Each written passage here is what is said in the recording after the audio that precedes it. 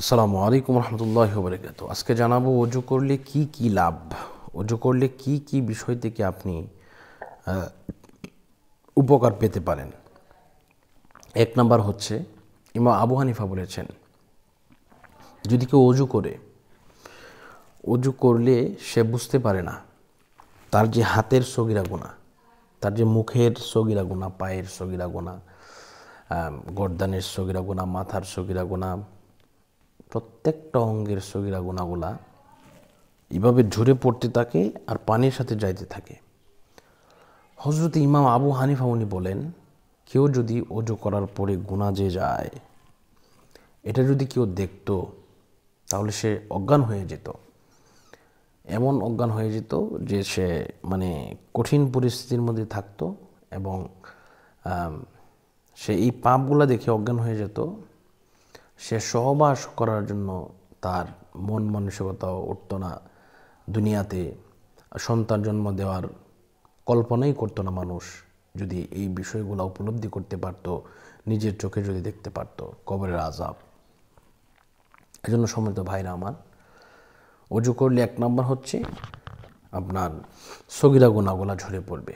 2 number হচ্ছে, আপনি পবিত্রতা হাসিল করলেন, পবিত্রতা অবস্থায় আপনি আল্লাহর কাছে যা দোয়া করবেন, মহান মালিক আল্লাহ পাক রব্বুল আলামিন সমস্ত কিছু কবুল করবেন। 3 নাম্বার হচ্ছে, আপনার শরীরের রোগ বালাই আপনার এগুলা থেকে আপনি মুক্ত পাবেন। যেমন করোনা ভাইরাসের সময় সবাই বলেছে যে হাত ধোয়ার জন্য, আর ওযু করলে তো প্রথমেই আমরা যে কাজটা করি হাত ধুই। 4 নাম্বার গেল। 4 নাম্বার হচ্ছে, 3 নাম্বার গেল, 4 নাম্বার হচ্ছে আপনার চোখের পাওয়ার বাড়বে। যাদের চোখের মধ্যে পাওয়ার কম, যারা চোখে দেখতে পারে না, যারা চোখ দিয়ে ঝাপসা ঝাপসা ভাসে, এরকম হয়, তো এমন অবস্থা যদি হয় তাহলে আপনার অবশ্যই কি হবে, আপনার এমন অবস্থা যদি হয়ে থাকে তাহলে আপনি চোখে দেখতে পারবেন না, আপনার চোখের সমস্যা হবে।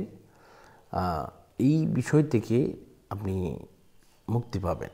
আর 5 নাম্বার হচ্ছে আপনার মানসিক যে প্রশান্তি, এটা আপনি পাবেন। মানসিক প্রশান্তি ওযু করলে পাওয়া যায়। আপনি চিন্তিত অবস্থায় আছেন, ওযু করুন। আপনার ঘুমে ধরেছে, আপনি ওযু করুন। আপনার ভিতরে খারাপ লাগতেছে, আপনি ওযু করুন। ক্লান্তি বোধ করছেন, ওযু করুন। গরম লাগতেছে, ওযু করুন। দেখবেন ইনশাল্লাহ আপনি নিমিষেই ঠান্ডা হয়ে যাবেন। আপনার ক্লান্তি সহ যত অসুস্থতা আছে সব কিছু ইনশাল্লাহ দূরে চলে আসবে। তো আল্লাহ পাক আমাদেরকে কবুল করুন, মঞ্জুর করুন। বিদায় নিচ্ছি। আসসালামু আলাইকুম রহমতুল্লাহি ওয়া বারাকাতুহু।